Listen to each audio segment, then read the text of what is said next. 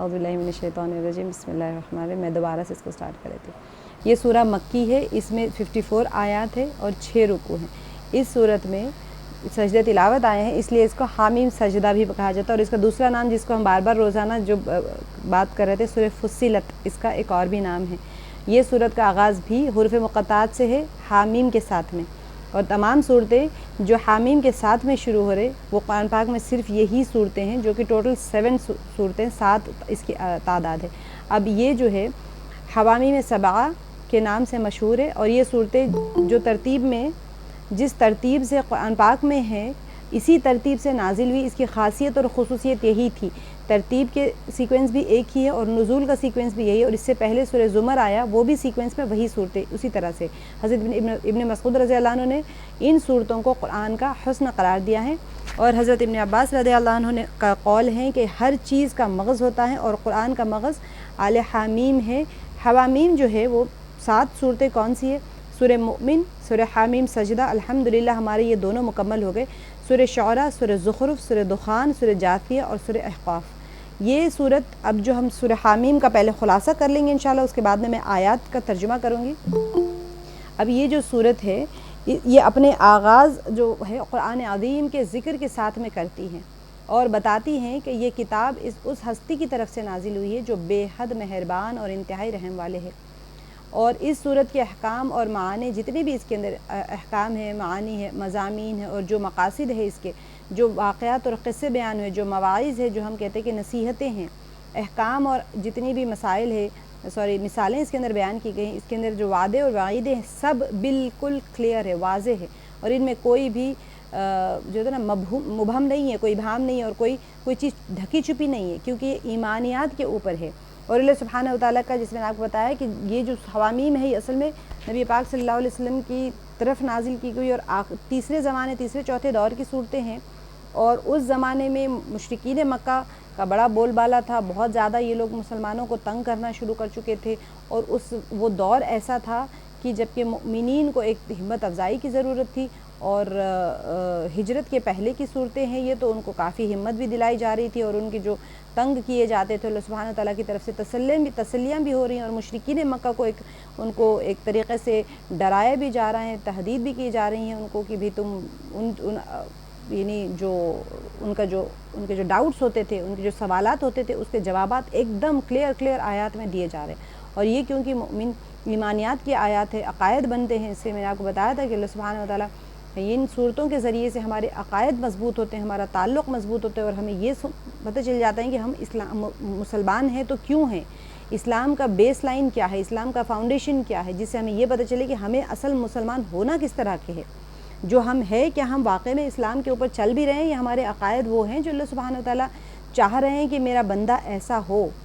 تو ہمیں اگر اپنے عقائد کو درست کرنا ہے اور اپنے ایمان کے معیار کو اس لیول پہ لانا ہے جہاں پر اللہ سبحانہ وتعالیٰ چاہ رہے ہیں کہ ایک مومن ہو، تو پھر ہمیں ان صورتوں کو اچھی طریقے سے سمجھنا ہے، سمجھ کے ہماری زندگی میں ان کے اعمال کو لانا ہے، تبھی جا کے ہم مکمل طور پہ ایک مومن کہلائیں گے اور اس صفت میں آ جائیں گے۔ تو اس کے اندر جتنی بھی چیزیں ہوں گی ظاہر سی باتیں مبہم ہوں گی تو انسان کو سمجھ نہیں آئیں گی۔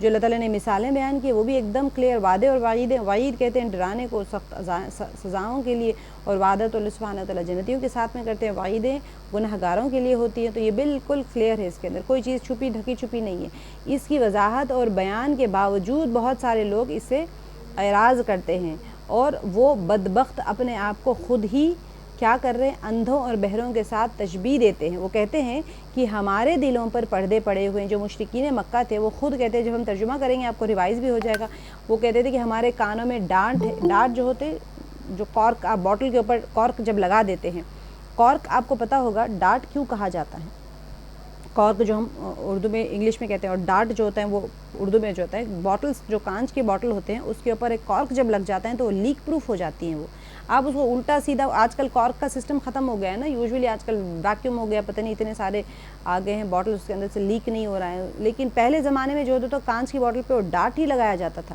اور ڈاٹ لگانے کے بعد میں آپ مطمئن ہو جاتے تھے کہ اب جو چیز اس کے اندر کی ہے اندر ہے، باہر کی ہے باہر ہے، اب نہ اندر کی چیز باہر جا سکتی ہے نہ باہر کی چیز اندر آ سکتی ہے۔ تو ایسے ہی کانوں میں ڈاٹ ہے، اور وہ کیا کہتے تھے، اے نبی صلی اللہ علیہ وسلم ہمارے اور آپ کے درمیان میں پردہ حائل ہے، لہٰذا نہ تو ہم آپ کی دعوت سمجھتے ہیں اور نہ سنتے ہیں اور نہ ہی آپ کو دیکھ پاتے ہیں۔ مشرکین کے جو ان کا جو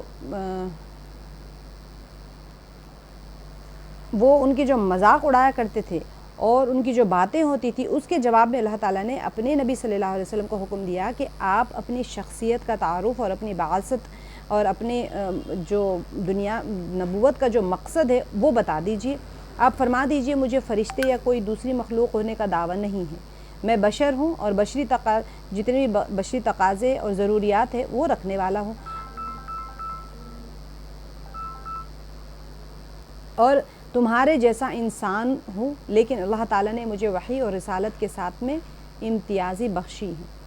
وہ لوگ یہ جو ان کے سوال جواب ہوتے تھے ویسے ہی ہوتے تھے، فرشتے ہوتے اور یہ ہوتے، تو سب کے جواب اللہ سبحانہ وتعالیٰ قرآن پاک کی آیات کے ذریعے دے رہے ہیں۔ اس کے بعد میں یہ صورت مشرکین کے کفر اور شرک پر تعجب کا اظہار کرتی ہے، جو آیت نمبر 15 تک جائے گا۔ یہ آیت نمبر 2 سے لے کے 6 تک کے خلاصہ تھا۔ آیت نمبر 15 تک کا خلاصہ کیا ہوگا کہ اس کے بعد یہ صورت مشرکین کے کفر اور شرک پر تعجب کا اظہار کرتی ہے، جو اللہ کی عظمت اور جلال کے آثار کا مشاہدہ کرنے کے باوجود ان کا انکار کرتے ہیں۔ اللہ سبحانہ وتعالیٰ کی عظمت بھی دیکھ رہے ہیں، جلال بھی دیکھ رہے ہیں، سب کچھ دیکھنے کے بعد ان کا انکار کرتے ہیں۔ ان کے ان آثار اور ان کے جو اعمال ہوتے تھے اس کی نشاندہی کرنے کے ساتھ ساتھ عاد اور سمود کی تکذیب اور انکار اور ان کا انجام بھی ذکر کر دیا گیا ہے۔ آیت نمبر 15 تک کہ قوم عاد کو حیرت انگیز جسمانی قوت عطا کی گئی تھی، ان کی طاقت کا یہ حال تھا کہ ان کا ایک شخص پہاڑ سے چٹان توڑ کر الگ کر دیتا تھا۔ چاہیے تو یہ تھا کہ وہ اس قوت اور طاقت کی عطا پر اللہ کا شکر ادا کرتے، لیکن وہ شکر کے بجائے گھمنڈ میں مبتلا ہو گئے اور فخر میں مبتلا ہو گئے۔ تو یہ چیلنج کرنے لگے وہ لوگ کہ ہے کوئی جو ہم سے زیادہ طاقتور ہو۔ اب یہاں سے آیت نمبر 18 سے اور 19 میں اس کا پھر یہی خلاصہ ہے کہ ان کی حماقت اور نادانی پر تعجب کا اظہار کرتے ہوئے انہیں جواب دیا گیا کہ کیا تم اس ذات کی قوت اور طاقت سے غافل ہو گئے جس نے تمہیں پیدا کیا ہے؟ کیا تم اس حقیقت کو بھول گئے ہو کہ تمہاری طاقت اللہ سبحانہ وتعالیٰ کی عظمت اور کبریائی اور قوت اور جلال کے سامنے کچھ بھی حقیقت نہیں رکھتی؟ پھر یوں ہوا کہ ان پر تیز اور ٹھنڈی ہوا کا عذاب مسلط کر دیا گیا۔ مسلسل 7 دن تک وہ ہوا چلتی رہی اور ہوا نے انہیں اٹھا کر یوں پٹخا گویا کہ وہ بے حیثیت کیڑے مکوڑے اور خس اور خاشاک ہوتے ہیں، ہلکی پھلکی سی چیز کا کیا وجود ہوتا ہے، اس طرح سے ان کو اٹھا کے ہوائیں نیچے پٹخ کر وہ پھر اس طرح سے ان کو عذاب دیا گیا۔ اب قوم سمود نے بھی ایمان پر کفر کیا اور ہدایت پر ضلالت کو اختیار کیا اور بصارت پر اندھے پن کو ترجیح دی۔ ایک دن جب کہ وہ اپنی عیاشیوں میں مست تھے، ایک چنگھاڑ آئی جس سے کانوں کے پردے پھٹ گئے اور زلزلہ آیا جس سے سب کچھ ختم ہو گیا وہاں پر ان کا۔ تو اللہ سبحانہ وتعالیٰ نے 18 اور 19 آیت میں یہ خلاصہ فرمایا۔ آگے 19 سے لے کے 22 آیت تک کا خلاصہ ہے۔ عاد و سمود جیسی سرکش قوموں پر دنیاوی عذاب کا تذکرہ کرنے کے بعد میں اخروی عذاب کا تذکرہ ہے، جب اللہ کے دشمنوں کو اللہ کے حضور جمع کیا جائے گا اور وہاں ان کے اعضاء یہاں تک کہ ان کے جسم کی کھال ان کے خلاف گواہی دے گی۔ ٹھیک ہے، اب آیت نمبر 30 اور 31 کا خلاصہ یہ ہے کہ یہ صورت متکبرین اور منکرین کے مقابلے میں مخلص مؤمنین کا تعارف کراتی ہیں، جن کا نمایاں ترین وصف کیا ہے؟ ایمان پر استقامت ہے۔ جب انہوں نے ایک بار اللہ کو اپنا رب کہہ دیا تو اب وہ زندگی بھر اپنے اس قول اور اس اقرار پر جم گئے۔ یہی استقامت ہی ولایت ہے، اور استقامت سب کرامتوں سے بڑی کرامت ہے۔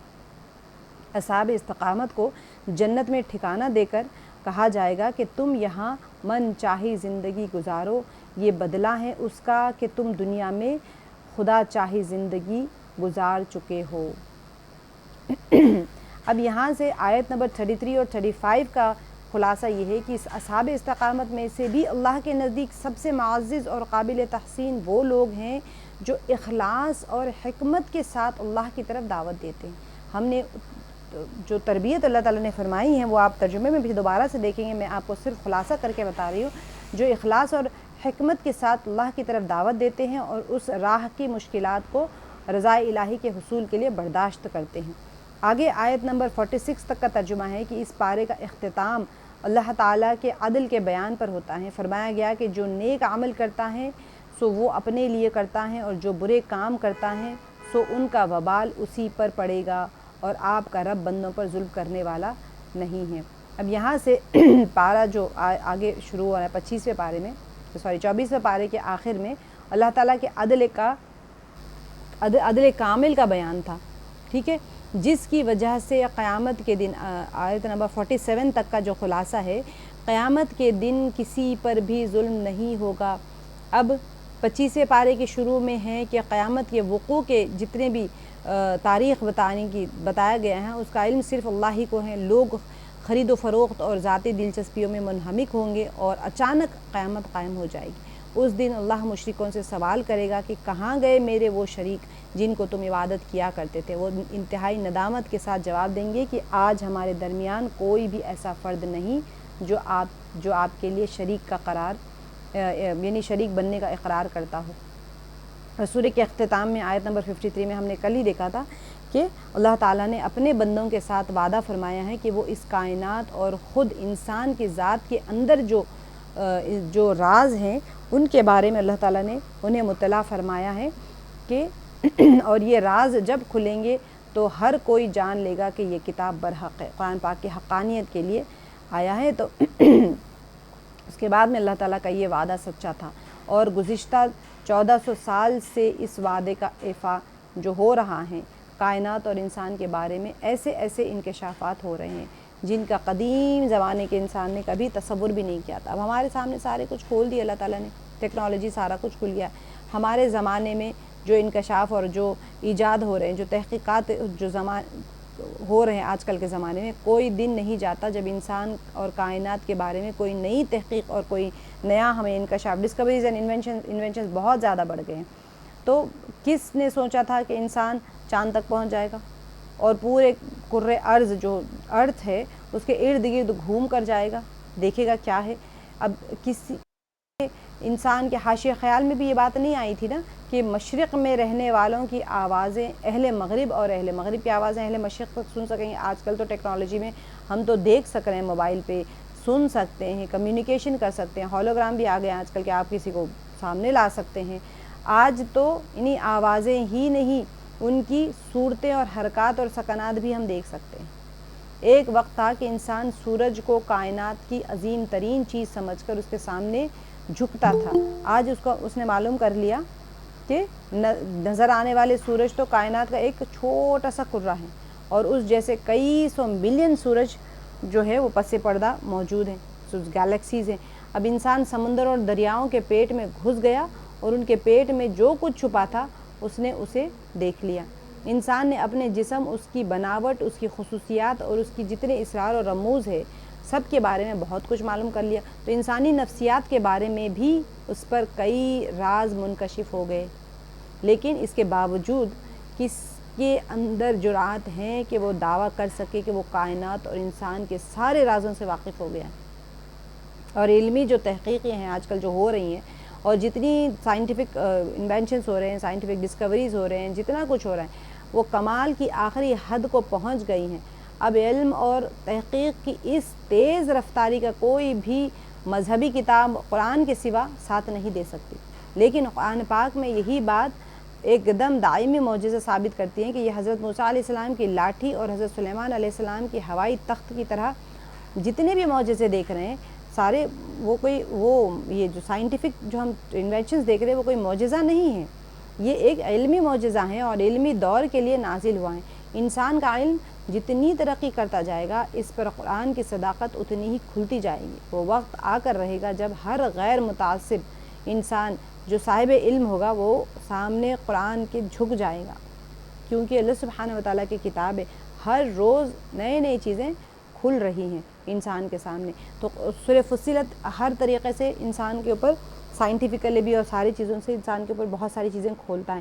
ہم صرف آج انشاءاللہ ترجمہ دیکھیں گے، اس کا عربی میں کریں گے تو بہت دیر ہو جائے گی، صرف میں ترجمہ کروں گی کہ آیت نمبر 2 یہ میں نے آپ کو خلاصہ بتا دیا ہے۔ اب صرف ہم ترجمہ جائیں گے تاکہ آپ کے نظر سے وہ سارا سورہ ایک بار گزر جائے کہ یہ خدائے رحمان اور رحیم کی طرف سے نازل کردہ چیز ہے، یعنی جو قرآن پاک ہے اس کے بارے میں حقانیت ثابت ہو رہی ہے کہ ایک ایسی کتاب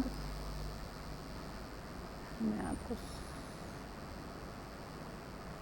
لیزر پوائنٹر ایک ایسی کتاب جس کی آیات خوب کھول کر بیان کی گئی ہیں، عربی زبان کا قرآن ان لوگوں کے لیے جو علم رکھتے ہیں، کیونکہ مشرکین مکہ قرآن کی حقانیت سے انکار کرتے تھے، بشارت دینے والا اور ڈرانے والا، مگر ان لوگوں میں سے اکثر نے اس سے روگردانی کی اور وہ سن کر نہیں دیتے۔ یعنی کہ کون ہے یہ؟ اللہ سبحانہ وتعالی کی جو کتاب ہے اس کے بارے میں بتایا جا رہا ہے کہ بہت سارے لوگ اس سے انکار کر دیتے ہیں، کہتے ہیں جس چیز کی طرف آپ ہمیں بلا رہے ہیں اس کے لیے ہمارے دلوں پر غلاف چڑھے ہوئے ہیں، ہمارے کان بہرے ہو گئے ہیں، ہمارے اور آپ کے درمیان ایک حجاب حائل ہو گیا ہے، تو اپنا کام کیجئے، ہم اپنا کام کیے جائیں گے۔ وہ جیسے یہاں پر وہ جو مشرکین مکہ کہتے تھے، وَقَالُوا قُلُوبُنَا فِي أَكِنَّةٍ مِّمَّا تَدْعُونَا، پردے میں ہے۔ ایسا میں نے آپ کو بتایا تھا کہ ویکیوم اگر آ جائے دو لوگوں کے بیچ میں آپ تو پھر وہ سنائی نہیں دیتا، حالانکہ دیکھ سکتے ہیں، سن سکتے ہیں، ہم سن سکتے ہیں۔ ان کے لیے اس وقت کے زمانے میں سمجھنا کتنا مشکل تھا، پردہ حائل ہو جائے، اکنہ کتنا مشکل چیز تھی سمجھنے کے لیے کہ کوئی سامنے کھڑا ہے، پردہ ایسے کیسے ہو سکتا ہے کہ آگے والے کو سنائی نہ دے کوئی چیز۔ تو پھر وہ ہمارے کانوں میں ڈانٹ ہے اور آپ کے اور ہمارے درمیان میں ایک حجاب ہے، تو یہ سمجھ نہیں سکتا تھا۔ آج سمجھ سکتے ہیں کہ کانوں میں ڈانٹ پڑ جائے تو کیسے کانوں میں ڈانٹ پڑ سکتے ہیں؟ سوچے کوئی چیز نہ سنائی دے، انسان کے کان سنائی دے سکتے ہیں، لیکن کانوں کے ڈانٹ سے یہی مراد ہو جاتا ہے کہ پھر ایسی ویکیوم میں انسان آ گیا۔ ایسا ابھی پتہ نہیں آگے جا کے ٹیکنالوجی کہاں تک جائے گی، اور پتہ نہیں کان کے اندر ایسی کوئی چیز رکھ سکتے ہیں جو کہ آگے کے باہر کی آواز نہیں سنائی دیتی ہیں۔ آج کل تو ہیڈ فونز آ گئے ہیں جو آدھی آواز کو کٹ کر دیتے ہیں، لیکن ممکن ہے کہ آگے جا کے کچھ اور بھی ایسی چیزیں آ جائیں۔ لیکن پردہ حائل ہونے سے مراد کہ درمیان میں آپ ساؤنڈ پروف سسٹم اگر آ جائے تو پھر سنائی نہیں دیتا۔ تو اس زمانے میں جہالت اور تکبر ہی ساؤنڈ پروف سسٹم ہو گیا تھا ان کے لیے۔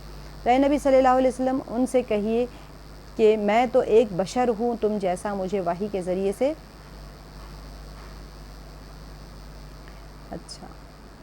تو جب یہ دعوت کہتے تھے آپ عربی، آپ رسول ہے، آپ فرشتے ہوتے تو ہم بات مان لیتے تھے، یہ جو ان کے حجتیں ہوتی تھی تو آپ اللہ تعالیٰ نے فرما دیا کہ تم اگر فرشتے تو تمہارے پاس بھی فرشتے بھیجے جاتے، تم انسان ہو، بشر ہو، تمہارے تقاضوں کے حساب سے تمہارے بیچ میں بشر کوئی بھیجا جائے گا۔ تو اللہ تعالیٰ یہاں فرما رہے ہیں کہ ایک تو بشر ہوں تم جیسا، مجھے وحی کے ذریعے سے بتایا جاتا ہے کہ تمہارا خدا بس ایک ہی خدا ہے، لہٰذا تم اسی کا رخ اختیار کرو اور اس سے معافی چاہو۔ تباہی ہے ان مشرکوں کے لیے۔ اب یہاں پر آگے کنٹینیوشن ہو رہا ہے، اللہ تعالیٰ کی طرف دعوت دے رہے ہیں۔ قرآن پاک پہلے حقانیت ثابت ہو گئی، پھر یہاں پر اللہ تعالیٰ کی وحدانیت ثابت ہو رہی ہیں کہ الذین لا یؤتون الزکوٰۃ، جو زکوٰۃ نہیں دیتے اور آخرت کے منکر ہیں۔ اس کے اوپر ہم نے کافی ڈیٹیل میں تفسیر کر لی ہے کہ زکوٰۃ دینا نہ دینے والے سے مراد وہ کیا کافر ہو جاتے ہیں، کیونکہ زکوٰۃ ہمارے اس میں سے نہیں ہے کہ زکوٰۃ کوئی نہ دے تو وہ جیسے یہاں پر آتا ہے کہ یہ جو عذاب لیا گیا ہے وَيْلٌ لِّلْمُشْرِكِينَ، تو خرابی ہے مشرکوں کے لیے۔ جو ایسا نہیں کہا گیا کہ جو اللہ پر ایمان نہیں لاتے، لیکن یہاں پر کہا گیا ہے کہ جو زکوٰۃ نہیں ادا کرتے، وَبِالْآخِرَةِ هُمْ كَافِرُونَ، اور وہ آخرت کا انکار کرنے والے۔ یہ دونوں چیزیں، میعاد کا انکار کرنا ہے، تو ہم نے یہاں پہ دیکھا تھا کہ جان بوجھ کے کوئی انکار کر دے اللہ کے احکام کا تو پھر وہ مشرک ہو جاتا ہے اور اس کے لیے خرابی ہوتی ہے۔ ان الذین آمنوا والی آیت میں ہم نے دیکھا تھا کہ رہے وہ لوگ جنہوں نے مان لیا اور نیک اعمال کیے، ان کے لیے یقیناً ایسا اجر ہے جس کا سلسلہ ٹوٹنے والا نہیں ہے۔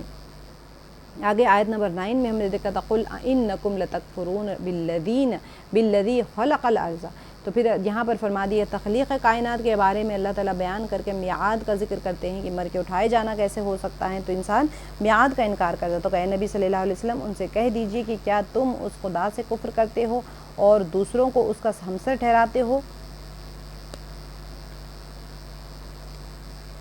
جس نے زمین کو 2 دنوں میں بنا دیا، وہی تو سارے جہان والوں کا رب ہے۔ جس نے زمین کو 2 دنوں میں بنا دیا، تو اللہ تعالیٰ نے یہاں پر اس کے بعد میں اللہ تعالیٰ نے فرما دیا کہ ایسے رب اتنے کبیر، اللہ تعالیٰ تو ساری کائنات کی تخلیق کرنے والے، تم ایسے رب کا انکار کرتے ہو۔ اس نے زمین کو وجود میں لانے کے بعد میں اوپر سے اس پر پہاڑ جما دیے،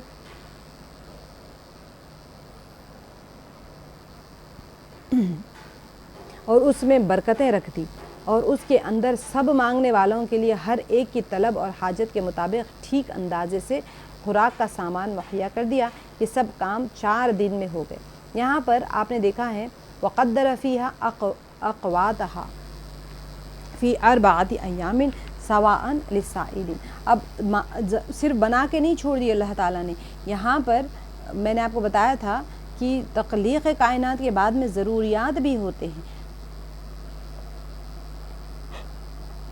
تمام کائنات کو بنانے کے بعد میں اللہ سبحانہ و تعالیٰ نے ایسے نہیں کہ بنا کے چھوڑ دیا زمین آسمان چاروں پرند سب بنا کے، بلکہ ان کی ضروریات پوری کر رہے ہیں اور کرتے رہ رہے ہیں. ہمیشہ ضرورت مندوں کی جو بھی ضروریات ہے وہ اللہ سبحانہ و تعالیٰ ان سوال کرنے والوں کی ضروریات کو بھی پورے فرما رہے ہیں. ثم استوى الى السماء وهي دخان، اللہ تعالیٰ نے پھر وہ آسمان کی طرف متوجہ ہوئے جس کو اس وقت وہ دھواں تھا.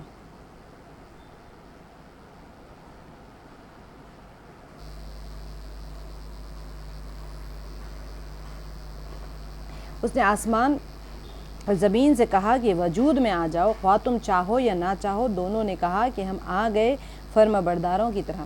یہاں پر بھی ہم نے اس کی کافی ڈیٹیل میں تفسیر کی تھی کہ 2 دن میں بنائے جانے سے کیا مراد ہے، آسمان کس طرح سے بنایا گیا، زمین کس طرح سے بنائی گئی، اور جب اللہ سبحانہ و تعالیٰ نے ان کو بلایا ہے تو وہ کس طرح سے فرما برداری کرتے ہوئے آ گئے. اور انہوں نے مطلب کہ وہ کہنے لگے کہ دونوں نے کہا کہ ہم آ گئے فرما برداروں کی طرح. آگے اللہ تعالیٰ نے فرمایا وَقَضَاهُنَّ سَبْعَ سَمَاوَاتٍ فِي يَوْمَيْنِ وَأَوْحَىٰ فِي كُلِّ سَمَاءٍ أَمْرَهَا. تب اس نے 2 دن کے اندر 7 آسمان بنا دیے اور ہر آسمان میں اس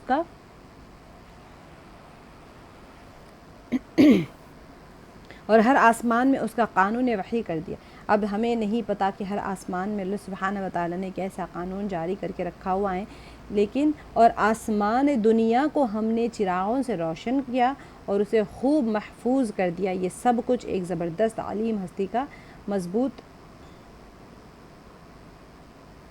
منصوبہ ہے. تو یہاں پر اللہ سبحانہ و تعالیٰ نے بتا دیا کہ اللہ تعالیٰ نے کس طرح سے 7 آسمانوں کو 2 دن میں بنا دیا اور پھر وحی کر دیا فی کل سماء امرہا.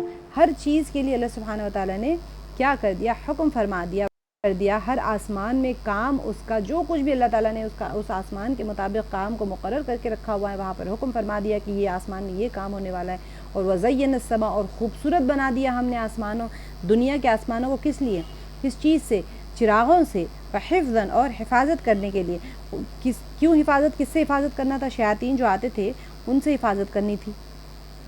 ذالک تقدیر العزیز العلیم. تو یہ سب کچھ ایک زبردست علیم ہستی کا منصوبہ ہے، کیونکہ ایک چیز کو بنانا اور اس چیز کو چلانے کے لیے بہت ساری پلاننگ کی ضرورت پڑتی ہے. ہم ایک گھر بنانے کے لیے سر کھپا دیتے ہیں، پھر بھی اس میں کوئی نہ کوئی نقص نکل آتے. کوکنگ کی ڈش بنانے جائیں 100 بار بناتے ہیں، پھر ایک بار بریانی خرابی ہو جاتی ہے.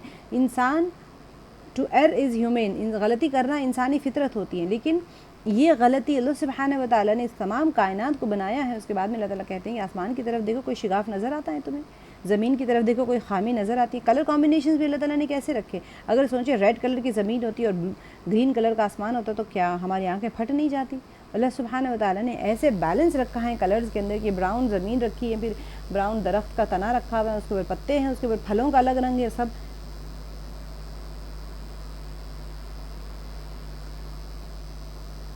ساری چیزیں جو ہمارے اطراف میں ہیں وہ سب کچھ اللہ سبحانہ و تعالیٰ نے بیلنس کر کے رکھا ہوا ہے. تو یہ جو اللہ تعالیٰ نے فرمایا ذالک تقدیر، اندازہ کیا ہوئے غالب علم والے کا. یہ ساری کائنات کی تخلیق، زمین اور آسمان جو کچھ ہے یہ اللہ کے اندازے کے مطابق ہے، یہ اور اندازے کے مطابق ہی سب چل رہا ہے. آگے کی آیت میں اللہ تعالیٰ نے آیت نمبر 13 میں فرما دیا فَإِنْ أَعْرَضُوا، اگر یہ لوگ منہ موڑتے ہیں تو ان سے کہہ دیجئے کہ میں تم کو اسی طرح کے ایک اچانک ٹوٹ پڑنے والے عذاب سے ڈراتا ہوں جیسا عاد اور سمود پر نازل ہوا تھا. یہ جب میں نے آپ کو بتایا تھا کہ وہ جب آیا تھا، ابو ولید جب آیا تھا وہاں پر گفتگو کرنے کے لیے، تو یہ جیسی آیت پڑھی تو چہرے مبارک پر ہاتھ رکھ دیا کہ آگے مت کہنا، کیونکہ اس کو یقین تھا کہ اگر محمد صلی اللہ علیہ وسلم کے زبان مبارک سے یہ عذاب کے کلمات نکل گئے تو عذاب آ کے رہے گا. اتنا ان کو یقین تھا. یہ ہم نے دیکھا تھا کہ فَإِنْ أَعْرَضُوا فَقُلْ أَنذَرْتُكُمْ صَاعِقَةٌ مِثْلُ صَاعِقَةِ عَادٍ وَثَمُودَ. تو یہ صاعقہ کا میں نے آپ کو بتایا تھا کہ ایک بجلی ہوتی ہے جو کہ ہر چیز کو جلا کے ختم کر دیتی ہیں، جس میں آگ بھی ہوتی ہے، موت بھی ہوتی ہے اور ختم کر دینے والی صفت بھی ہوتی ہے اس کے اندر. صاعقہ ایک چیخ کو بھی کہتے ہیں. اور عاد سمود کے اوپر جو آئی تھی وہ ایک چیخ کی شکل میں. اب آپ کو پتہ ہے ساروں کو بجلی جہاں گرتی ہے وہاں کیا ہوتا ہے.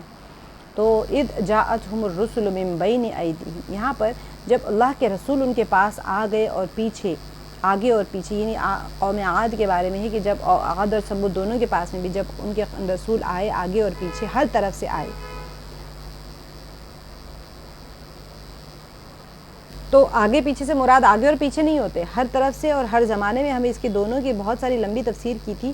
ایدیہم من خلفہم بن بین ایدیہم ومن خلفہم کی ہم نے تفسیر کی. آپ اس کو جا کے ضرور آیت نمبر 14 کا ریفرنس دے کے اس کی تفسیر سنیے گا. وہاں پر کافی میں نے مفسرین کے اقوال بتائے تھے. اللہ تعبدوا الا اللہ کے، اور انہیں سمجھایا کہ اللہ کے سوا کسی کی بندگی نہ کرو. قولوا، اور انہوں نے کیا کہا؟ لو شاء ربنا لانزل ملائکۃ. یہی ان کی حجت ہمیشہ رہتی تھی. اگر کسی کی عبادت نہ کرو تو کہہ دیتے کہ ہمارا رب چاہتا تو فرشتے بھیجتا، لہٰذا ہم اس بت کو نہیں مانتے، ہم اس بات کو نہیں مانتے جس کے لیے آپ بھیجے گئے ہو. تو یہ اس زمانے کے رسول جب بھی جسے قوم کے پاس آتے وہ یہی کہتے، وہ بھی یہی جواب دیتے. تو نبی صلی اللہ علیہ وسلم کو بھی تسلی دی جا رہی ہے، آپ پریشان نہ ہو، آپ کی بات نہیں مان رہے. تو ایسے ہی ہوتا رہا، جب بھی کوئی رسول آیا وہ لوگ اس کا انکار ہی کرتے رہے. آیت نمبر 15 میں فَأَمَّا عَادٌ، اب قوم عاد کے بارے میں آیا کہ عاد کا حال کیا تھا کہ وہ زمین میں کسی حق کے بغیر بڑے بن بیٹھے اور کہنے لگے کون ہے ہم سے زیادہ زوراور. کیا کہا؟ من اشد منا قوتاً. جب اللہ تعالیٰ قوت دیتے ہیں تو وہ قوت من جانب اللہ ہوتی ہے، ان کا کیا کمال ہے؟ قوت دینے والے کا کمال ہوتا ہے. لیکن وہ تکبر میں آ گئے، جب ان کو پاور ملا تو انہوں نے کہا کہ کون ہے ہم سے زیادہ زوراور. اولم یروا ان اللہ، تو کیا تم نے کہ ان کو یہ نہ سوچا کہ جس خدا نے ان کو پیدا کیا ہے وہ ان سے زیادہ زوراور ہے. ان اللہ الذی خلقہم، ان کو پیدا کیا، ہوا وہ اشد منہم، وہ زیادہ شدید ہیں ان سے، قوتاً قوت میں. آج میں آپ لوگوں کو یہ ضمیریں بتا رہی ہوں نماز فہمی کے کورس میں. آج کی کلاس آپ لوگ مس نہ کیجیے گا تاکہ وہ تھوڑے سے ضمیریں سمجھ آ جائے گی نا. جتنے زبان خلقہم تو آپ کو سمجھ آ جائے گا کہ اس کا کیا مطلب ہوگا، ہوا سے کیا مطلب ہوگا، منہم سے کیا. بہت ساری چیزیں اب جیسے منا، منہم، یہ ساری چیزیں آ رہی ہیں نا. تو آپ لوگوں کو انشاءاللہ اب آج کے کورس میں جو نماز فہمی کا کورس ہے اس کے اندر میں آپ لوگوں کو ضمائر کس طرح سے پلٹتے ہیں، ان کے معنی کیسے بدلتا جاتا ہے اور کتنے ہزاروں بار آئے ہیں، بہت آسانی ہو جائے گی. آج 2-3 کلاسز میں آگے کے تھوڑی سی آپ کو گرامر بتاؤں گی، بہت آسان گرامر ہوگی انشاءاللہ، آپ لوگ بہت آسانی سے کر لیں گے. آگے ہے فَأَرْسَلْنَا عَلَيْهِمْ، اچھا اس کو ترجمہ نہیں کر لیا. تو انہوں نے کیا کیا کہ ان کو یہ نہ سوچا کہ جس خدا نے ان کو پیدا کیا ہے وہ ان سے زیادہ زوراور ہیں، وہ ہمارے آیات کا انکار ہی کرتے رہے. جب بھی کسی سرکش کے سامنے آیات پڑھی جاتی وہ اس کا انکار ہی کرتا تھا. آگے ہے آخرکار ہم نے چند منحوس دنوں میں سخت طوفانی ہوا ان پر بھیج دی تاکہ انہیں دنیا ہی کی زندگی میں ذلت اور رسوائی کے عذاب کا مزہ چکھا دیں، اور آخرت کا عذاب تو اس سے بھی زیادہ رسوا کن ہے، وہاں کوئی ان کی مدد کرنے والا نہ ہوگا. یہ قوم عاد کے بارے میں ہوا کہ ان کے پاس ایک چیخ آئی اور وہ ایسے رسوا کن عذاب ہے. سرسرن، میں نے آپ کو بتایا تھا یہاں پر ریحن سرسرن ہے، اور پیچھے کی آیت میں صاعقہ تھا، تو اس سے مراد تیز ٹھنڈی ہوا کا عذاب تھا، اور بجلی بھی تھی اور موت بھی تھی اور اس میں آگ بھی تھی. ممکن ہے کہ ساری چیزیں ہوتی ہیں، اور چیخ بھی تھی اور ہوا بھی تھی، کیونکہ 7 دن کا ان کا عذاب تھا. اس کے بعد میں کیا ہوا کہ ان کو یہ دنیا کی جتنی زندگی تھی اس میں تو وہ پکڑے ہی، عذاب میں تو آئے وَلَعَذَابُ الْآخِرَةِ أَخْزَىٰ. جب اور کیا فرمایا، آخرت کا عذاب تو اس سے بھی زیادہ رسوا کن ہوگا. وَهُمْ لَا يُنصَرُونَ، تو وہاں پر کوئی ان کی مدد کرنے والا بھی نہیں ہوگا، نہ وہ مدد کیے جائیں گے وہاں پر. آگے آیت نمبر 17 میں آگے قوم ثمود کے بارے میں ہے کہ رہے ثمود تو ان کے سامنے ہم نے راہ راست پیش کی، مگر انہوں نے راستہ دیکھنے کے بجائے اندھا بنا رہنا پسند کیا.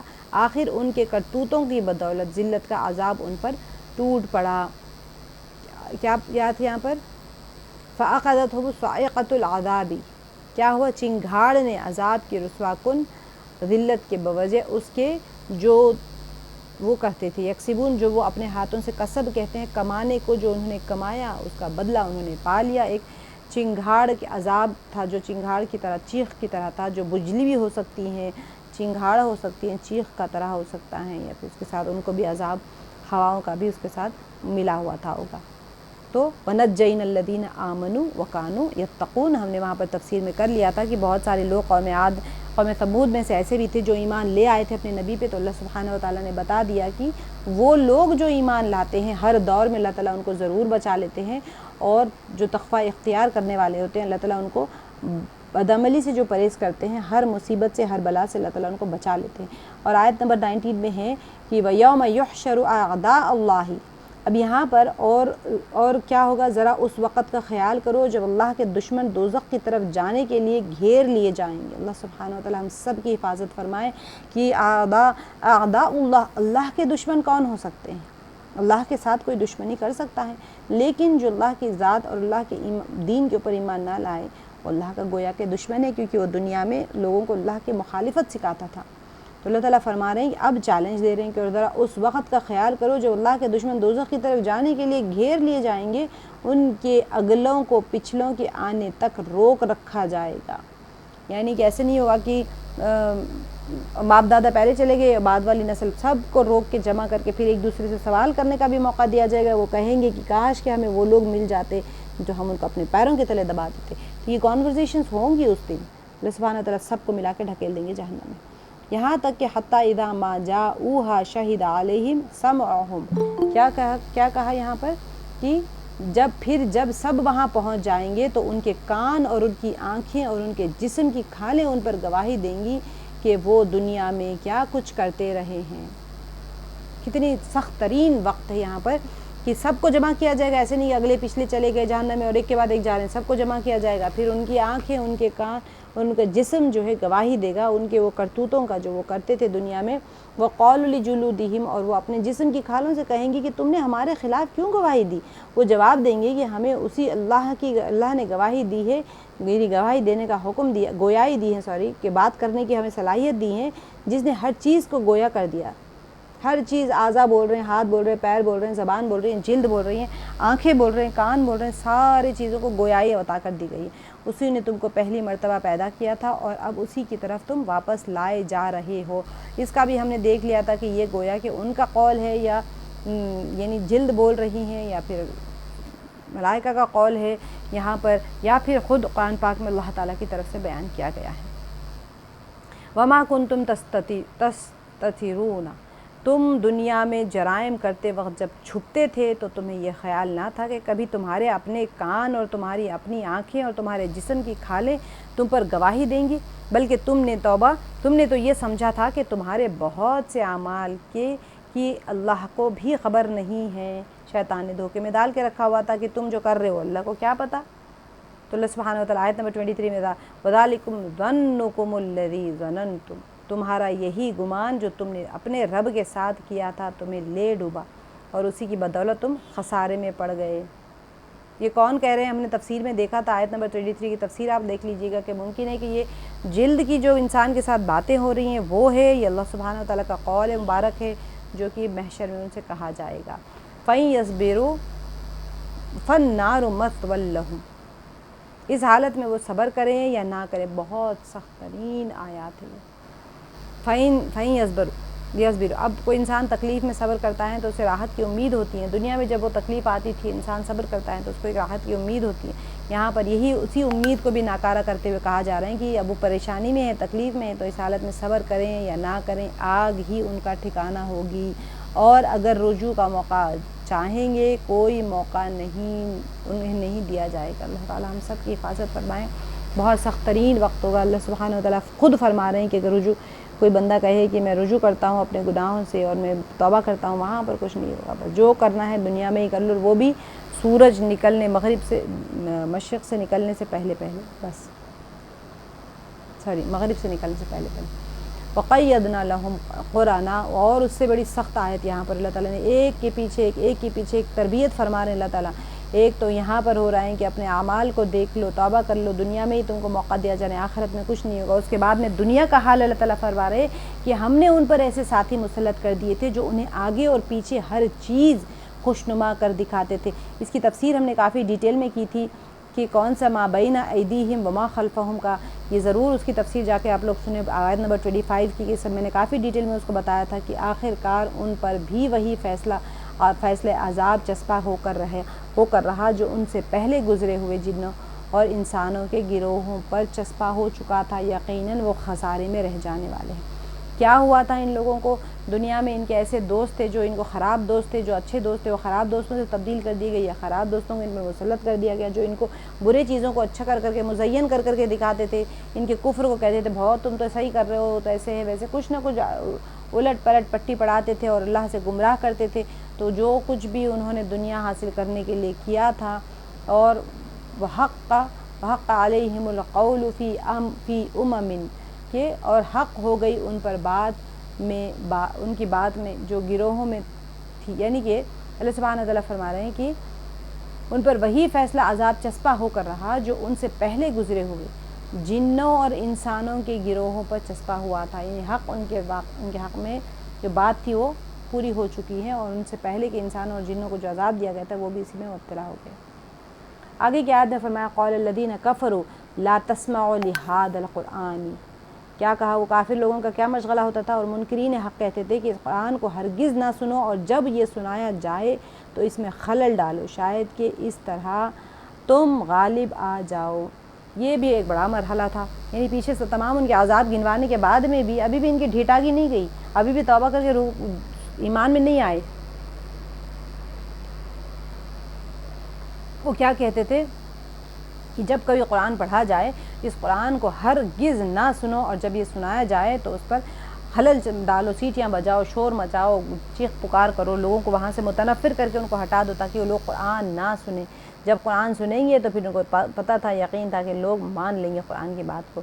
فَلَنُذِيقَنَّ الَّذِينَ كَفَرُوا، ان کافروں کو ہم سخت عذاب کا مزہ چکھا کر رہے ہیں۔ آپ سوچیں کس کے ساتھ چیلنج کر رہے ہیں یہ لوگ؟ اللہ کے ساتھ، اللہ کا کلام پڑھا جا رہے ہیں، گویا کہ خود کلام اللہ، یعنی اللہ تعالیٰ خود بات کر رہے ہیں، اللہ کے بات کو، اللہ کے کلام کو رد کر کے سیٹیاں بجا رہے ہیں، تھپڑیاں بجا رہے ہیں، وہاں پر گڑبڑ کر رہے ہیں، شور کر رہے ہیں تاکہ کوئی لوگ قرآن نہ سن سکے۔ تو یہاں پر اللہ تعالیٰ چاہتے تو عذاب نازل کر دیتے، لیکن ویسے نہیں کیا، اللہ تعالیٰ نے ڈھیل دی ان کو، اور فرمایا ان کافروں کو ہم سخت عذاب کا مزہ چکھا کر رہیں گے، دنیا میں ہو یا آخرت میں، لیکن اچانک سے کوئی عذاب ان کے اوپر نہیں آیا، اور بدترین حرکات یہ کرتے رہے ہیں کہ ان کا پورا بدلہ انہیں دے دیں گے۔ اب یہ لوگ جو بھی کام کر رہے ہیں وہ اپنا بدلہ پا لیں گے وہ لوگ آخرت میں۔ اب کیا ذالک جزاء اعداء اللہ النار، اعداء اللہ کے دشمن، اب وہ دوزخ ہیں جو اللہ کے دشمنوں کو بدلے میں ملے گی، اسی میں ہمیشہ کے لیے ان کا گھر ہوگا۔ یہ سزا اس جرم کی ہے کہ وہ ہماری آیات کا انکار کرتے تھے۔ اصل انکار کرنا جو ہے، یجحدون سے مراد بھی آیاتنا یجحدون، میں نے آپ کو بتایا تھا اس کی کافی ڈیٹیل میں، آیت نمبر 28 پہ جا کے اس کی ضرور دیکھیں۔ جہاد کے معنی میں نے آپ کو سمجھایا تھا کہ انکار کس طرح سے ہوتا ہے اور کیسے یہ لوگ کا انکار ہر درمی کے ساتھ میں ہوتا تھا۔ اللہ تعالیٰ نے ان کو فرما دے کہ دارالخلد جو ہے نا یہ ہمیشگی کا ہے، کہ جنت کے لیے بھی دارالخلد آتا ہے اور جہنم کے لیے بھی دارالخلد آتا ہے، لہم فیہا دارالخلد، ہمیشہ اپنی جہنم میں رہیں گے، اب وہ نکالے نہیں جائیں گے، عذاب کے اوپر عذاب ان کے ہوتا رہے گا۔ اللہ تعالیٰ ہم سب کی حفاظت فرمائے۔ وقال الذین کفروا ربنا ارنا الذین اضلنا، اب یہاں پر کافر لوگ کہیں گے قیامت میں، وہاں یہ کافر کہیں گے کہ اے ہمارے رب ذرا ہمیں دکھا دیں ان جنوں اور انسانوں کو جنہوں نے ہمیں گمراہ کیا تھا، ہم انہیں پاؤں تلے روند ڈالیں گے تاکہ وہ خوب ذلیل اور خوار ہو جائے۔ اب یہ کانورزیشن ہوگا وہاں پر۔ اب یہاں دنیا میں انسان اور جنات جب بہکاتے ہیں تو لوگ بہک جاتے ہیں، اور کیوں کر رہے ہیں کام؟ اللہ تعالیٰ خود فرما رہے ہیں کہ بھئی نصیحت کی کتاب تمہارے پاس آ گئی ہے۔ اللہ تعالیٰ یہ جملہ کہہ کے بتا رہے ہیں کہ دیکھو جو تمہیں گمراہ کرنے والے جناتوں میں سے ہو چاہے انسانوں میں سے، تم ان کو مت فالو کرنا۔ اگر تم ان کو فالو کرو گے تو تم قیامت میں یہ جملہ کہو گے ضرور، وقال الذین کفروا، وہ لوگ جنہوں نے انکار کیا، ربنا اے ہمارے رب، ارنا الذین اضلانا، ہمیں دکھائیے ان کو جن دونوں نے، اضلانا یہاں پر تثنیہ کا صیغہ اسی لیے اضلنا آتا تو مجھے گمراہ کیا، ہم دونوں کو گمراہ کیا، من الجن والانس، انسانوں میں سے اور جناتوں میں سے، تو کیا کریں گے ہم ان کو ایسے اپنے قدموں کے تلے وہ کر دیں گے تاکہ وہ خوب ذلیل اور خوار ہو جائے۔ کیا کریں گے؟ وہاں کسی کو کوئی موقع نہیں دیا جائے گا۔ اللہ تعالیٰ فرما رہے ہیں کہ ان الذین قالوا ربنا اللہ، تو جن لوگوں نے کہا کہ اللہ ہمارا رب ہیں، اور پھر کیا ہوگا؟ اور پھر وہ اس پر ثابت قدم رہیں گے، استقامت اختیار کریں گے۔ انہوں نے استقامت اختیار کی، تتنزل علیہم الملائکہ، میں نے آپ کو بتایا تھا اتنا پیارا سبحان اللہ، اس کے اندر اتنی بڑی خوشخبری ہے کہ جو ثابت قدم رہیں گے یقیناً ان پر فرشتے نازل ہوتے ہیں اور ان سے کہتے ہیں کہ نہ ڈرو، نہ غم کرو، اور خوش ہو جاؤ اس جنت کی بشارت سے جس کا تم سے وعدہ کیا گیا ہے۔ یہ بتایا تھا میں نے آپ لوگوں کو کہ یہ فرشتے کہاں کس کیفیت میں نازل ہوتے ہیں۔ تتنزل علیہم سے مراد کیا دنیا میں، کیا مرتے وقت میں، یا قبر میں، یا محشر میں کب نازل ہوتے ہیں؟ اس کے بہت سارے اقوال میں نے بتائے، آپ جا کے تفسیر میں دیکھیے گا آیت نمبر 30 کا۔ اللہ تخافوا، کب کہتے ہیں بندے کو کہ نہ تم غم کرو نہ ڈرو، اور تمہارے لیے خوشخبری ہے جنت کی، التی کنتم، جس کا تمہیں ان سے وعدہ کیا گیا ہے۔ اب آیت نمبر 31 میں نحن اولیاؤکم فی الحیات الدنیا و فی الآخرتی، ہم اس دنیا کی زندگی میں بھی تمہارے ساتھی ہیں اور آخرت میں بھی۔ کتنی پیاری آیت ہے، سبحان اللہ۔ فرشتے کہہ رہے ہیں کہ تم ایمان لاؤ، نیک عمل کرو، ہم تمہاری دنیا میں بھی ساتھی ہیں اور آخرت میں بھی۔ وہاں جو کچھ تم چاہو گے تمہیں ملے گا، اور ہر چیز جس کی تم تمنا کرو گے وہ تمہاری ہوگی، سبحان اللہ۔ خواہشات کے لیے دنیا نہیں ہے، یہ ضروریات کی جگہ ہے۔ خواہشات پوری کرنے کے لیے تو جنت ہے۔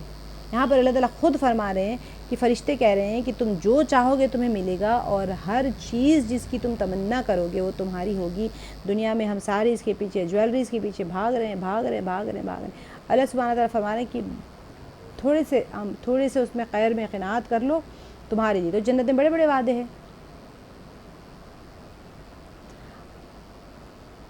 نزلا من غفور رحیم، یہ کیا ہے؟ یہ ہے سامان ضیافت اس ہستی کی طرف سے جو غفور رحیم ہے۔ آگے اللہ تعالیٰ آیت نمبر 33 میں فرمایا ومن احسن قولا ممن دعا الی اللہ۔ اب یہاں پر اور اس شخص کی بات سے اچھی بات اور کس کی ہوگی جس نے اللہ کی طرف بلایا اور نیک عمل کیا اور کہا کہ میں مسلمان ہوں۔ سب سے پیاری دعوت اللہ کی طرف بلانے والے کی ہوتی ہے۔ ومن احسن قولا ممن دعا الی اللہ، جو اللہ کی طرف بلائے، وعمل صالحا وقال اننی من المسلمین ولا تستوی الحسنۃ ولا سیئۃ۔ اللہ تعالیٰ نے یہاں پر بتا دیا، ہم نے اس کی کافی ڈیٹیل میں تفسیر کی ہے۔ آیت نمبر 34 کی ضرور سنیے گا اگر کسی نے مس کر دی ہو۔ اور اے نبی صلی اللہ علیہ وسلم، نیکی اور بدی یکساں نہیں ہیں، آپ بدی کو اس نیکی سے دفع کرو جو بہترین ہے۔ میں نے اس کی صرف 3 آیات کو میں نے پورا 1 گھنٹے کی تفصیل لی تھی کہ کس طرح سے آیات یہاں پر اخلاقیات سکھائے جا رہے ہیں کہ کیسے انسان کا طرز عمل ہونا چاہیے زندگی میں۔ اللہ سبحانہ و تعالیٰ کیسے فرما رہے ہیں کہ نیکیوں کو کس طرح سے، جو ہمارے ساتھ برائی کرتا ہے ان کے ساتھ نیکی اور بدی دونوں برابر نہیں ہوتے ہیں، اور یہ مقام حاصل نہیں ہوتا مگر ان لوگوں کو جو بڑے نصیبے والے ہوتے ہیں۔ یعنی نیکیوں کے بدلے میں کوئی ہمارے ساتھ تکلیف کا معاملہ کرے، سب نہیں کرنا، یہ کوئی معمولی چیز نہیں ہے، یہ بہت بڑے مرتبے والوں کا کام ہے۔ وَإِمَّا يَنزَغَنَّكَ مِنَ الشَّيْطَانِ، اگر نیکیوں کو برائی کے ساتھ میں نیکی کے ساتھ آپ نے کسی کی برائی کی، اخلاقیات کا پہلو اللہ تعالیٰ یہاں پر سکھا رہے ہیں۔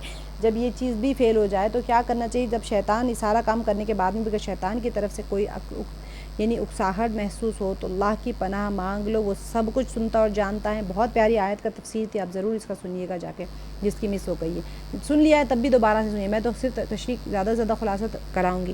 وَمِنْ آیَاتِهِ اللیل والنہار، یہاں سے اللہ سبحانہ وتعالیٰ اپنے آیات کی تخلیق کائنات کے ذریعے سے اللہ سبحانہ وتعالیٰ وحدانیت کی طرف اشارہ کرتے ہیں اور مر کے اٹھائے جانے کی طرف، کہ اللہ کی نشانیوں میں سے ہے یہ رات اور دن اور سورج اور چاند کو سجدہ نہ کرو بلکہ اس خدا کو سجدہ کرو جس نے انہیں پیدا کیا ہے، اگر فی الواقع تم اسی کی عبادت کرنے والے ہو۔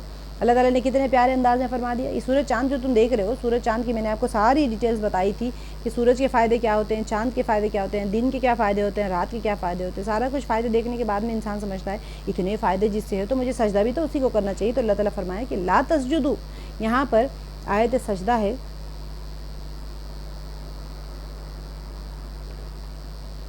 آگے کی آیت میں آیت سجدہ، آپ لوگ آیت سجدہ سب لوگ کر لیجیے۔ اللہ تعالیٰ نے فرمایا کہ تم سجدہ کرو، تم سجدہ نہ کرو چاند کو اور سورج کو، بلکہ کیا ہے واسجدوا للہ، اللہ کو سجدہ کرو، الذی خلقہن، جس نے تم کو پیدا کیا، اگر تم یاہو تعبدون، اسی کی طرف عبادت کرتے ہو تو۔ آگے کی آیت میں اللہ تعالیٰ نے فرما دیا کہ پھر اگر وہ تکبر کریں، اگر یہ لوگ غرور میں آ کر اپنی ہی بات پر اڑے رہیں تو پرواہ نہ کریں، پھر جو فرشتے آپ کے رب کے مقرب ہیں وہ شب و روز اس کی تسبیح کر رہے ہیں اور کبھی نہیں تھکتے۔ یہاں پر سجدہ تلاوت ہے، آپ لوگ کر لیجئے کلاس کے اینڈ کے اوپر، ضرور کریے، یاد سے لاسٹ ٹائم بھی پڑھا تھا، نہیں کیا ہوگا کر لیا تو کوئی بات نہیں کیا تو بھی اس کو بھی ریپیٹ کر لیجیے۔ آیت نمبر 39 میں ہم دیکھا تو اللہ کی نشانیوں میں سے ایک یہ ہے کہ تم دیکھتے ہو کہ زمین جو ہوتی ہیں وہ یہاں پر مر کے اٹھائے جانے کا میعاد کے بارے میں، کہ زمین کا مردے زمین کو زندہ کرنے کے بارے میں اللہ تعالیٰ نے فرمایا انکا تری الارض خاشعۃ، خاشیہ کا میں نے آپ کو بہت ڈیٹیل سے تفصیل بتائی تھی کہ دبی ہوئی ہوتی ہیں، تو مومن کی بھی صفت بھی بتائی گئی تھی کہ کیسے اس کا خشوع کیسا ہوتا ہے کہ ہر چیز کے اوپر وہ جب وہ اس کے پانی پڑتا ہے تو وہ پھول جاتی ہیں۔ فَإِذَا أَنزَلْنَا عَلَيْهَا الْمَاءَ اهْتَزَّتْ، وہ ہلتی ہیں، وہ ربت اور پھولتی ہیں، کیسے اس میں حرکت آ جاتی ہے۔ ان الذی احیاہا کہ وہ ذات جس نے زندہ کیا ہے کس چیز کو، یعنی کہ مری ہوئی زمین کو جلا اٹھاتا ہے، وہ مردوں کو بھی زندگی بخشنے والا ہے، یقیناً وہ ہر چیز پر قدرت رکھتا ہے۔ انہ علی کل شیء قدیر، میں نے آپ کو بہت بار بتایا ہے انہ علی کل شیء قدیر، یہ آیت کا ٹکڑا بے حد پاورفل ہے۔ جب کبھی ضرورت ہو یہ آیت کی وسیلے سے مانگنا چاہیے انسان کو، یہ آیت کو اپنے ورد میں رکھنا چاہیے، انہ علی کل شیء قدیر، کہ بے شک یقیناً وہ ہر چیز پر قدرت رکھتا ہے۔ جب کبھی انسان کا دل ڈگمگا جائے، کوئی پریشانی میں کس طرح سے، تو یہ آیت ضرور پڑھ لیا کریں، آیت کا ٹکڑا ان اللہ علی کل شیء قدیر۔ میں یہ نہیں کہوں گی کہ آپ جیسے ہی آیت پڑھیں گے آپ کی پریشانی دور ہو جائے گی، ہرگز نہیں۔ جب آپ یہ آیت پڑھیں گے تو آپ کو آیت کا مفہوم سمجھ میں آئے گا، اور آپ کو یہ لگے گا کہ اللہ سبحانہ وتعالیٰ ہر چیز پر قدرت رکھنے والے ہیں۔ میری پریشانی اگر ہے تو کوئی مقصد کے تحت ہے، وہ ہے تو پھر ہوگی اللہ کی طرف سے، جب ہے تو اللہ نے دی ہے تو اللہ ہی دور کریں گے اس کو، لیکن وہ ہر چیز پر قدرت رکھنے سے مراد یہ ہے کہ بے شک وہ ہر چیز پر قدرت رکھتے ہیں، میری ذات کے اوپر بھی قدرت کرے، میں پریشان ہو جاؤں، میں فکر بند ہو جاؤں، میں اللہ کے فیصلوں سے ناراض ہو جاؤں، میں واویلا کرتے پھروں، بے صبری کروں، اس سے بہتر ہے کہ اللہ تعالیٰ ہر چیز پر قدرت رکھتے ہیں، مجھے استقامت عطا کرے، کیونکہ پیچھے کی آیت میں اللہ تعالیٰ نے استقامت والے لوگوں کی بہت تعریف فرمائی ہے۔ ان الذین یلحدون فی آیاتنا، جو لوگ ہماری آیات کو الٹے معنی پہناتے ہیں وہ ہم سے کچھ چھپے ہوئے نہیں ہیں۔ یہ بھی میں نے آپ کو بتایا تھا اس کی کہ یا لا یخفون علیہا افمن یلقی فی النار خیر ام من یأتی آمنا یوم القیامہ۔ اللہ تعالیٰ نے کھلے الفاظ میں بتا دے کہ جو قیامت کے روز امن کی حالت میں حاضر ہوگا، اگر کرتے رہو جو کچھ تم چاہو، تمہاری ساری حرکتوں کو اللہ دیکھ رہا ہے۔ یہاں پر آیا وہ شخص بہتر ہے جو آگ میں جھونکا جانے والا ہے، یا وہ جو قیامت کے روز امن کی حالت میں حاضر ہوگا؟ تو اللہ تعالیٰ نے آگے فرما دیا کہ کیا کہا، انہ بما تعملون بصیر۔ یہاں پر اعملوا، تم کرتے رہو، ما شئتم، یہاں پر اللہ تعالیٰ نے فوراً پکڑ نہیں کی۔ کیوں نہیں کی پکڑ؟ کیونکہ یہ تربیت کا ایک حصہ ہے کہ اللہ تعالیٰ فوراً پکڑ نہیں کرتے، انسان کو ڈھیل دیتے ہیں تاکہ وہ تھوڑا سا سیکھ لے حالات سے، پریشانیوں میں سے، یا کوئی گناہ اس کو یاد آ جائے وہ سدھر جائے۔ لیکن اگر نہیں سدھرتا ہے تو اعملوا ما شئتم، جو چاہے تم کرو، انہ بما تعملون بصیر، کہ بے شک یعنی اللہ سبحانہ وتعالیٰ تمہاری ساری حرکتوں کو اللہ دیکھ رہا ہے۔ یہ ایک تنبیہ ہے، تحدید ہے۔ یہ آگے اللہ تعالیٰ فرمائے ان الذین کفروا، یہ وہ لوگ ہیں جن کے سامنے کلام نصیحت آیا تو انہوں نے اسے ماننے سے انکار کر دیا، مگر حقیقت یہ ہے کہ یہ ایک زبردست کتاب ہے۔ قرآن پاک کی حقانیت پھر سے ثابت کی جائیے، لا یأتیہ الباطل من بین یدیہ، کہ باطل نہ سامنے سے اس پر آ سکتا ہے نہ پیچھے سے، یہ ایک حکیم اور حمید کی نازل کردہ چیز ہے۔ تو یہ کوئی بھی دنیاوی منطقی دلیلیں یہ وہ لا کے اس کتاب کی حقانیت کو نہیں بدل سکتی، چاہے تم کچھ بھی کر لو، اس کتاب میں جو چیزیں وضاحت کے ساتھ بیان کر دی گئی ہیں تم اس کو بدل نہیں سکتے، چاہے تم کچھ بھی کر لو، یعنی کسی کو سننے سے روک لو، یا لوگوں کو دور کر دو، یا اس کو غلط معنی پہنا کے لوگوں کے سامنے پیش کرو، جو کرنا ہے کر لو، باطل ہے، آگے سے آؤ یا پیچھے سے، تمہارے پاس کوئی دلیل نہیں ہے اس چیز کو نہیں ماننے کی، کیونکہ وہ مانتے نہیں تھے نا اس چیز کو، تو ماننے کے لیے دلیل نہیں ہے ان کے پاس میں۔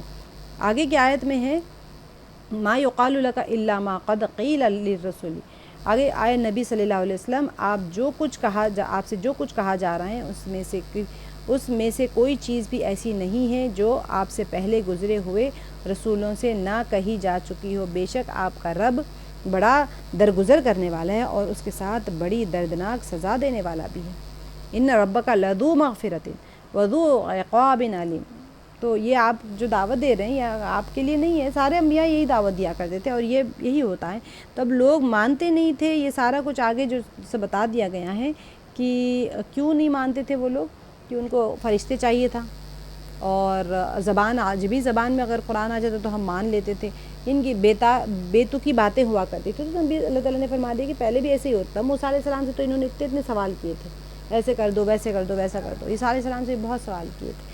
تو یہ سوال اور یہ تنگ کرنا، یہ اذیت پہنچانا، یہ تو ہر زمانے میں رہا ہے۔ اور اللہ تعالیٰ نے فرما دیا کہ وَلَوْ جَعَلْنَاهُ قُرْآنًا عَجَمِيًّا، ابھی ان کا سوال ہوتا تھا کہ عجمی زبان میں آتا تو ہم زیادہ مان لیتے، تو اللہ تعالیٰ اس کا جواب فرما رہے ہیں کہ اگر ہم اس کو عجمی قرآن بنا کر بھیجتے تو یہ لوگ کہتے کیوں نہ اس کی آیات کھول کر بیان کی گئی ہیں، کیا عجیب بات ہے کہ کلام عجمی ہے اور مخاطب عربی ہے۔ تو تم یہی کہتے کہ نبی صلی اللہ علیہ وسلم تو عربی تھے اور عجمی قرآن ہے اور عربی نبی، ایسے کیسے ہمیں سمجھ نہیں آتا۔ تو ان سے کہو کہ یہ قرآن ایمان لانے والوں کے لیے تو ہدایت اور شفا ہے، مگر جو لوگ ایمان نہیں لاتے ان کے لیے کانوں کی ڈاٹ اور آنکھوں کی پٹی ہے، ان کا حال تو ایسا ہے جیسے ان کو دور سے پکارا جا رہا ہے۔ یہ بہت ہی مطلب اولئک ینادون من مکان بعید، بہت دور سے، نہ تو آواز آئے گی، نہ دکھائی دے گا، نہ سنائی دے گا، تم ایسے ہی ہو، جو سامنے سناؤ تب بھی تمہیں ایسے ہی ہو جائے گا کہ بہت دور سے پکارا جا رہا ہے، تمہیں کچھ بھی سنائی نہیں دے گا، کیونکہ تمہارے کانوں میں ڈاٹ ہے، تم دیکھنے کے اندھے ہو اور تمہاری عقلیں بھی گم ہو گئی ہیں، اور تم ایسے ہو گیا کہ بہت دور سے پکارے جا رہے ہو۔ اب آگے آیت نمبر 45 میں وَلَقَدْ آتَيْنَا مُوسَى الْكِتَابَ، اب یہاں پر بتایا کہ اس سے پہلے ہم نے موسیٰ علیہ السلام کو کتاب دی تھی، اور ان کے معاملے میں بھی یہی اختلاف ہوا تھا۔ موسیٰ علیہ السلام کا واقعہ آپ سب کو پتہ ہے، میں نے بتایا بھی تھا۔ اگر آپ کے رب نے پہلے ہی ایک بات طے کر دی ہوتی تو ان اختلاف کرنے والوں کے درمیان میں فیصلہ چکا دیا ہوتا، یعنی اللہ تعالیٰ اگر عذاب دینا چاہتے تو یہ اختلاف کر رہے ہیں تو ان کو عذاب دے کے ختم کر دیا جاتا تھا۔ اور حقیقت یہ ہے کہ یہ لوگ اس کی طرف سے سخت اضطراب انگیز شک میں پڑے ہوئے تھے۔ اضطراب یعنی کہ بالکل نہ ایسا شک جس میں کہ انکار بھی موجود ہو، تشدد بھی موجود ہو، اس طرح کا ویسے شک میں یہ لوگ پڑے ہوئے تھے، ماننے والے نہیں تھے، اس میں اختلاف بھی تھا، یہ لوگ مانتے، ان کی ہٹ درمی اس طرح تھی، قرآن کو حق مانتے ہی نہیں تھے، من جانب اللہ نہیں مانتے، حالانکہ دل ان کا گواہی دیتا تھا کہ یہ کتاب انسانی بشری کلام نہیں ہے، لیکن وہ پھر بھی انکار کرتے تھے ہٹ درمی کی وجہ سے۔ اگر اللہ تعالیٰ کو منظور ہوتا ہے ان کو عذاب دینا تو قضیہ بینہم، یہاں فیصلہ ہو چکا ہوتا تھا ان کا، اللہ تعالیٰ کی طرف سے فیصلہ کیا ہوگا، یہی قضیہ بینہم، یعنی کہ ان کا فیصلہ ہو جانا مطلب وہ مر چکتے۔ من عامل صالحا فلنفسہ، اللہ تعالیٰ نے فرما دیا کہ تم جو نیکی کرتے ہو تمہارے اپنے ذات کے لیے، اور جو کوئی برائی کر رہا ہے وہ اپنے لیے ہے، اور برائی کرنے والا وما ربک بالظلام للعبید، کہ اللہ تعالیٰ کبھی کسی عبادت کرنے والے کے عمل کو ضائع نہیں کرتے اور ظلم بھی نہیں کرتے۔ اگر کسی نے عمل کیا ہے، جو کچھ بھی کیا ہے تم نے، وہ تمہارے اپنی ذات کے لیے، کسی اور کے لیے کچھ بھی نہیں کر رہے ہو، چاہے چڑھاوے دے لو، چاہے تم شرک کر لو، چاہے جو کرنا ہے کر لو، تم اپنی ذات کے لیے ہو اور تم ہی سے پوچھو گی، کوئی اور تمہارا سوال کا جواب نہیں دے گا، کہ نہ تمہاری کوئی مدد کی جائے گی وہاں پر، نہ کوئی سبسٹیٹیوشن ہوگا، کچھ بھی نہیں ہوگا، تم جو عمل کر رہے ہو اس کا جواب تمہیں ہی دینا پڑے گا۔ آیت نمبر 47 میں ہے، اب یہاں پر یہ آیت نمبر 25 میں پارہ شروع ہو گیا تھا کہ اس ساعت کا علم اللہ کی طرف ہے۔ اب یہاں پر یہ لوگ کو قیامت کے بارے میں بھی تھا کہ کہاں ہے قیامت، جب شرارت کرتے تو کہتے چلو عذاب لا کے دکھاؤ، قیامت لا کے دکھاؤ، تم بڑے وعدے کرتے ہو قیامت کے، لے کے آؤ عذاب، نعوذ باللہ۔ تو اللہ تعالیٰ اس کا جواب خود اللہ تعالیٰ فرما رہے ہیں کہ اس ساعت کا علم تو اللہ ہی کی طرف راجع ہوتا ہے، اللہ کو پتہ ہے، باقی کسی کو نہیں پتہ ہے، وہی ان سارے پھلوں کو جانتے ہیں جو اپنے شگوفوں میں سے نکلتے ہیں، پھل پردے میں سے نکلتے ہیں، اپنے بچہ ماں کے پیٹ سے نکلتا ہے، چاہے انسان ہو چاہے جانور ہو، اس کا علم تو صرف اور صرف اللہ سبحانہ و تعالیٰ کو ہے، اور کوئی نہیں جانتا۔ کہ اب یہاں پر اللہ تعالیٰ نے فرمایا کہ پھر جس روز وہ ان لوگوں کو پکارے گا کہ کہاں ہے میرے وہ شریک، یہ کہیں گے کہ ہم عرض کر چکے ہیں، آج ہم میں سے کوئی اس کی گواہی دینے والا نہیں ہے۔ اصل چیز امپورٹنٹ یہ ہے کہ جس چیز کو تم کہتے تو کہ یہ ہماری سفارش کریں گے کل قیامت میں، تو وہ ہوں گے ہی نہیں وہاں پر، وہ کہیں گے کہ ہم نے تو پکارا، وہ تو کوئی ہے ہی نہیں، اور آج تو کوئی ہم تو بیار و مددگار کھڑے، نہ سفارش ہی بچا نہ رب بچا۔ وَضَلَّ عَنْهُمْ، اور کیا ہو گیا، اللہ تعالیٰ نے فرمایا کہ اس وقت وہ سارے معبود ان سے گم ہو جائیں گے جنہیں یہ اس سے پہلے پکارتے تھے، اور یہ لوگ سمجھ لیں گے کہ ان کے لیے اب کوئی جائے پناہ نہیں ہے۔ انسان کو کبھی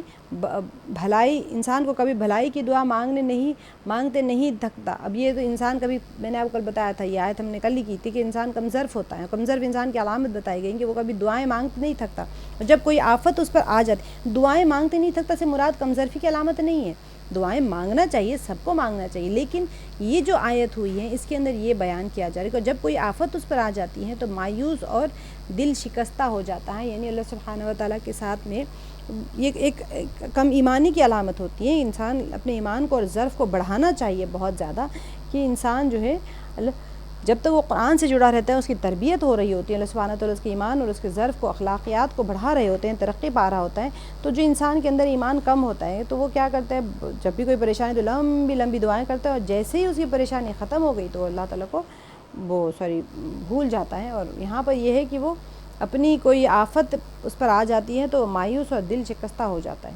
بے شک مایوس اور دل شکستہ تو ہر کوئی ہو جاتے ہیں، تو ہم کیا کریں؟ ہم کوئی سچویشن پروف تو نہیں ہے نا، حالات پروف تو نہیں ہے، ہمارے پاس حالات آتے ہیں تو ہم ریئیکٹ کرتے ہیں، لیکن اپنے قلب کو وسیع کرنا ہے، اپنی روح کو وسیع کرنا ہے، اپنے ایمانیات کو بڑھانا ہے. اور بڑھیں گے کیسے؟ قرآن کی تلاوت سے. اللہ سبحانہ و تعالیٰ کی جب ذکر کی مجالس میں بیٹھتے ہیں تو ایمان بڑھتا ہے اسی طرح سے.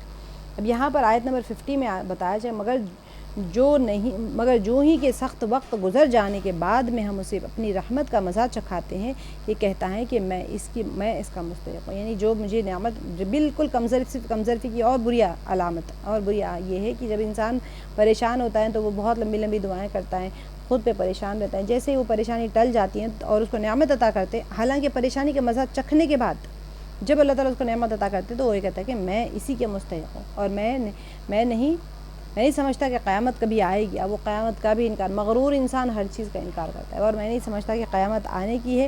لیکن اگر واقعی میں اپنے رب کی طرف پلٹایا بھی گیا میں، تو پھر وہاں پر مجھے اس سے بھی بہتر ملے گا، جیسے کہ سورہ کہف میں کہا گیا ہے کہ حالانکہ کفر کرنے والوں کو لازماً ہم بتا کر رہیں گے کہ وہ کیا کر کے آئے ہیں دنیا میں، اور انہیں ہم بڑے گندے عذاب کا مزہ چکھائیں گے. یہاں پر جو ہے نا الذین کفروا بما عملوا ونذیقنہم من عذاب غلیظ، سخت ترین عذاب جو ہوتا ہے اس کا مزہ ان کو چکھائیں گے. آگے آیت نمبر 51 میں تھا کہ انسان کو جب ہم نعمت دیتے ہیں تو وہ منہ پھیرتا ہے اور اکڑ جاتا ہے، اور جب اسے کوئی آفت چھو جاتی ہے تو لمبی چوڑی دعائیں کرنے لگتا ہے. منہ پھیرنا سے میں نے آپ کو یہاں پر بتایا تھا وَإِذَا أَنْعَمْنَا عَلَى الْإِنسَانِ أَعْرَضَ وَنَأَىٰ بِجَانِبِهِ. میں نے آپ کو نَأَىٰ بِجَانِبِهِ کا بتایا تھا کہ پلٹ جانے کے معنی میں آتا ہے، تو کیسے یعنی کوئی چیز موڑ لینا، تو یہ متنفر ہو کے کیسے جنب کے ساتھ میں آتا ہے، تو پھر اس کا معنی آتا ہے کہ وہ کوئی چیز سے منہ پھیر لینا.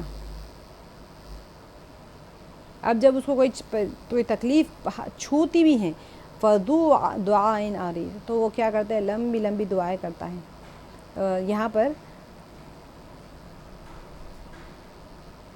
آیت نمبر 54 میں قُلْ أَرَأَيْتُمْ إِنْ كَانَ مِنْ عِنْدِ اللَّهِ ثُمَّ كَفَرْتُمْ.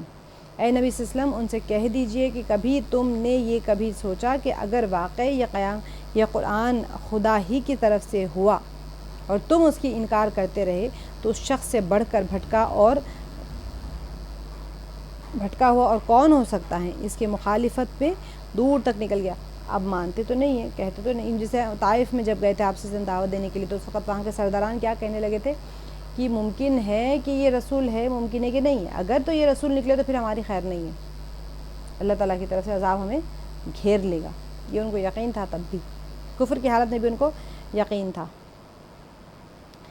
آگے اللہ تعالیٰ فرما رہے ہیں آیت نمبر 53 اور 54 میں، یہ میعاد کا اور قرآن پاک کی حقانیت کا تھا. ان قریب ہم ان کو اپنی نشانیاں آفاق میں بھی دکھائیں گے اور ان کے اپنے نفس میں بھی دکھائیں گے. کل ہی ہم نے کیا تھا، یہاں تک کہ ان پر یہ بات کھل جائے گی کہ یہ قرآن واقع برحق ہے. کیا یہ بات کافی نہیں ہے کہ تیرا رب ہر چیز کا شاہد ہے؟ آگے کی آیت میں ہے کہ آگاہ رہو، یہ لوگ اپنے رب کی ملاقات میں شک رکھتے ہیں. یہ میعاد کے لیے آئی ہیں آیت. سن رکھو وہ ہر چیز پر محیط ہے، یعنی جو کچھ